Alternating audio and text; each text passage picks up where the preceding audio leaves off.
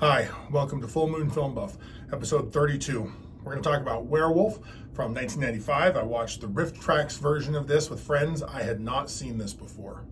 So let's talk about the prominent crew and cast. The film was directed by Tony Zarandast, written by Tony Zarandast and Brad Hornbacher, with effects makeup by Mike Tristano and Mark Williams.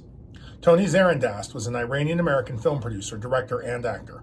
Mike Tristano still works in film production today. It appears his primary career is on-set armorer and weapons supplier, but according to his IMDb page, he has also done quite a bit of special effects makeup work as well. The cast includes Jorge Rivero as Yuri, billed as George Rivero, Richard Lynch as Noel, Federico Cavalli as Paul Niles, billed as Fred Cavalli, Adriana Stotsny as Natalie Burke, billed as Adriana Miles, Joe Estevez as Joel, Jules Descharles as Tommy, R.C. Bates as Sam the Keeper, and Tony Zarandast as the security guard. Jorge Rivero was a Mexican actor who loved playing villains and worked regularly both north and south of the U.S.-Mexico border. Richard Lynch built a career as a heavy and villain based on his scarred face. The scars were the result of setting himself on fire in 1967 while under the influence of drugs. He has a long filmography, my personal favorites being Halloween, The Sword and the Sorcerer, and the original Battlestar Galactica. Joe Estevez is the youngest sibling of Martin Sheen and acted and did voice work from the mid-1970s until today. I do not recommend this film unless you are a super fan of bad movies or B movies. Spare yourself. Or unless you want to riff it. The acting is wooden, the accents are varied and inconsistent from scene to scene. The makeup jobs aren't great. The sound is horrible. I don't think they knew how to perform automated dialogue replacement. The action is weak. It's not scary. Continuity is a joke. It's not a good movie. You don't need to see this one. But there is an interesting tidbit, and I don't know if anybody else is going to find this as interesting as I do. This movie was shot mostly on Glendale Community College campus in California. Glendale Community College is the primary inspiration for the setting of Greendale Community College, the fictional school at the brilliant TV show Community. Let's review the synopsis. Archaeologists working in an Arizona desert find an apparent werewolf skeleton. The ill-tempered foreman, Yuri, fights with his Native American crew, Tommy, Joel, and Bill. In the course of the fight, Tommy is scratched by the werewolf skeleton. This greatly alarms his fellow workers, especially Joel, who mutters the word Yediglanchi. The head archaeologist, Noel, dismisses all Native Americans from the site. In a private meeting, he explains that a major problem may be developing. American Indian mythology holds that a Yediglanchi is a dangerous individual who takes on predatory lupine characteristics and kills humans. Put a pin in this. We will definitely discuss this later. Tommy goes to the hospital, where he begins to twitch a lot and grow patchy facial hair, clear signs of lycanthropy. Yuri sneaks into the hospital and facilitates Tommy's transformation, or takes a blood sample. It's really hard to tell. Shortly thereafter, Tommy fully transforms into a werewolf, kills several people, and escapes the hospital. Joel and Bill wait near his house armed with silver bullets. They kill him. Maybe. They think so. I thought so at the time. The action shifts to a house in Flagstaff, where a writer named Paul Niles arrives to take up residence. There is a weird interaction with a realtor, I think. I did not understand. Is he inheriting this property, renting it? It's unclear. She invites him to a party where Paul is introduced to a pretty foreign-sounding member of the archaeology team, Natalie Burke. The pair flirt and dance. Yuri sexually harasses Natalie and gets kicked out of the party. Yuri creates another werewolf out of an unsuspecting security guard, played by director Tony Zarandast. This werewolf transforms while driving a car, past the exact same gas station 4 different times. Except werewolves cannot drive cars, and he meets his death running into a stack of flammable oil barrels, inexplicably placed in the middle of the road by a port dock in Flagstaff. Paul invites Natalie up to his place. There is some kissing. Maybe more? Next day, Paul visits the lab at Natalie's invitation. It's finally explained that the archaeologists invited Paul to help publicize their find and obtain funding for continued research. I would have to imagine finding an actual werewolf skeleton would not need additional publicity. Natalie shows him the werewolf skeleton. Yuri shows up and violently attacks Paul, striking him with the werewolf skull. Paul heads home and almost immediately begins showing signs of lycanthropy, even as he tries to write, shirtless in his bed. Natalie comforts him through an encounter that is implied to be sexually intimate. Two teens are having the most awkward make-out pre-sex scene ever when werewolf Paul appears. The girl runs. The teenage guy does not appear to notice the werewolf at all. Werewolf Paul crawls/runs after the girl and kills her in a mud puddle. Then there is the longest transformation scene I've ever seen. The realtor shows up in time to be attacked. She gets thrown down the stairs, but she does get away. Next day, Paul tells Natalie about his violent dreams. Natalie tells Paul about the first werewolf, who isn't dead after getting shot. He's just in the hospital. Natalie tells Noel that Paul is turning into a werewolf. Finally, at a pool hall where Natalie and Yuri are both present, Paul fully transforms into a werewolf, turns feral, and runs out into the streets on a rampage. He assaults several anonymous people. He climbs onto the roof and poses before running into the woods without a confirmed kill. Yuri and Noel plan to capture Paul and exhibit him in a freak show. This enrages Natalie, who wishes to save Paul from such a fate. Natalie shows up and tells Paul she loves him and asks him not to hurt her.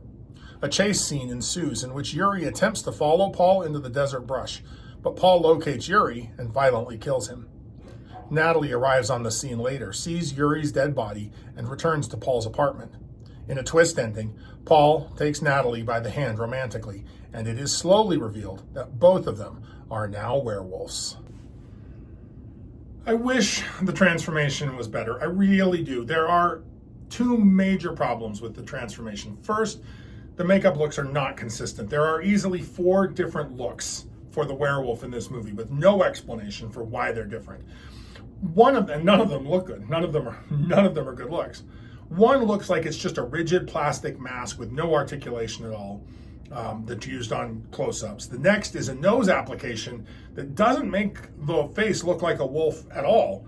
Still another is just patchy fur in weird places on the face. It doesn't even make any sense. And finally, there is this bulky costume that looks more like a man bear than a wolf man. The second problem is the transformations take forever. So you get to watch a bad makeup job take way too long to transform. It's really, really hard to watch. I don't know if this is the first werewolf film in history to reference skinwalker stories from the Native American Navajo tribe. It is the first film that I've watched as part of this project that does it. And from what I understand, the werewolf lore in this movie bears no relationship whatsoever to this actual skinwalker lore from the Native American peoples. The lore here is pretty standard werewolf stuff, with some added bits of being scratched by the werewolf skeleton is enough to transform you into a werewolf. It's unclear if the moon has any effect, if there are any weaknesses that the werewolf may have, any particular strengths other than claws and teeth. And they borrowed less than you could read on any Wikipedia page about Navajo culture. This is really, really my least favorite kind of lore. It borrows a concept that filmmakers don't understand and don't appear to have even attempted to understand in order to try and appear deeper than it really is. There's no justification for the appeal to the name of the skinwalker. There's no attempt to link this story to the actual culture of the Navajo. This kind of disrespectful lore borrowing justifiably leads to accusations of cultural appropriation. So, let's talk about cultural appropriation. I will cover some limitations of the concept of cultural appropriation in a bit, but I want to make it perfectly clear that cultural appropriation is a real thing, and this film is a textbook example of the idea in its most basic and worst form. They borrowed the basic concept of the skinwalker without even bothering to try and understand it. They don't comment on indigenous culture or folklore. Shoot, even the word that they utter in the movie doesn't sound anything like the actual Navajo word, which, by the way, I can't pronounce. I looked it up and I tried, and I'm not going to insult it here, but it's not Yeti-Glanchi. It's a completely different word. My preferred definition for cultural appropriation refers to the act of adopting elements from a culture that is not one's own without an understanding or respecting the culture's history and significance, or without altering it and adapting it in some way. Cultural appropriation can include exploitation of another culture's religious and cultural traditions, dance steps, fashion, symbols, language, food, and music, among other elements. That's not a complete list. Obviously, none of that's a rigid classification. Food can have religious connotations, and religious iconography can become fashion even among the originating culture. When appropriation is exploitative, cultural elements are lost or distorted or even disrespected. Such displays can be a form of desecration. Cultural elements having deep meaning to the original culture may become exotic fashion or toys by those from the dominant culture. And this is a real concern, and it's a real problem, and absolutely something we should try and avoid and call out when we see it. All that said, I do have issues with some accusations of cultural appropriation. The term does set arbitrary limits on intellectual freedom, artists' ability to express themselves, and it reinforces group divisions. Another critique of cultural appropriation is that calling upon the concept itself is a deeply conservative project, despite the idea's progressive roots. Cultural appropriation advocates first have to fossilize a culture, looking back to a perceived golden age. Additionally, they try to prevent others from interacting with that culture in any way, setting themselves up as the gatekeepers standing watch over a culture that they did not actually create. Their ancestors did. They've just inherited it, and they're understandably trying to act as good stewards, but cutting it off from broader culture is not good stewardship, in my opinion. Finding ways to integrate and become a part of the bigger culture is. While it is true that assimilated elements do lose something when they're removed from their originating culture, they also just as certainly gain something when they are added to the new culture. New associations are applied in new contexts. That's how culture grows and develops and strengthens. The fact that in some cases, some circumstances, important cultural signifiers and symbols do get used in ways that are trivial, they are, there's no denying that, makes some people want to have the power to ensure that they never get used ever by someone who's not part of the culture. And that kind of stifling just isn't good in the long term. It's my position that borrowing and cross-fertilization is a generally positive thing. And it's something usually done out of admiration with no intent to harm the culture being imitated. I'm also opposed to the corporate lockdown of intellectual property and culture under the same logic. Mickey Mouse should be public domain by this point, as should Superman. And the fact that some cultures are able to lock down portions of our culture so that they can't be shared, artists can't use them, is, I think, a tragedy. I also object to the specific term appropriation, which insinuates theft. It feels misleading to apply that term to something like culture, which is not a limited resource, right? If I use a concept, that doesn't stop the concept from being used by someone else. And that finally, I don't like seeing cultures turned into untouchable historical exhibits, even by the descendants of the authors of that culture, right? I don't think anybody should be sitting around demanding that Thor be exactly like the Thor that the ancient Norse worshipped, right? Thor has changed over the years. He's changed in part because he's come into contact with a broader culture. And now we've got the MCU movies Thor, who doesn't look much like the original Thor is described in the Norse sagas, and that's fine. That's perfectly okay. Kwame Anthony Appiah, ethics columnist for the New York Times, said that the term cultural appropriation incorrectly labels contemptuous behavior as a property crime. According to Appiah, the key question in the use of symbols or regalia associated with another identity group is not, what are my rights of ownership? Rather, it's, are my actions disrespectful? I am 100% in agreement with that question. Are you being respectful? Then go ahead. If you're not, think twice. There's no need to be disrespectful to other cultures. Now, I watched this film outside of the normal chronological order of the project because I watched it with friends at a Halloween party. We also watched the Riff Tracks version. As a result, while I certainly do not recommend the movie, it's not a good movie, I actually did have fun watching it, which is a true testament to the power of watching movies with an audience. For most films in this project, I'm watching them alone, with maybe one or two of my kids, depending upon the film's content and what else is going on in their life at the time. But I'm watching it in my living room. The experience of watching each and every one of these films, even if they're good or great, would be improved by watching it in a theater or with friends.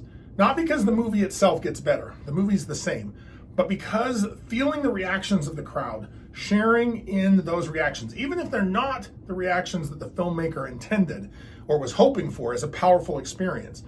Laughing at the jokes, plus, joking with friends is always fun. When a movie isn't good, watching with friends makes the experience better, even if it doesn't make the movie better. So watch movies with friends is what I'm saying. Go to the theater when and if you can. I get it. It's easier and often cheaper to watch a film in the comfort of your own home. It's why I'm watching a lot of the films for this project in my own home on a streaming or digital rental service. But I find I almost always have a better or at least an improved experience when I go to the theater, buy a tub of popcorn, and share the experience with others. So, if you like lycanthropes, like, share, and subscribe. Next, I plan on discussing The Werewolf versus the Vampire Woman from 1971. Keep your eye on the moon, a silver bullet in the chamber, and we'll see you back next episode.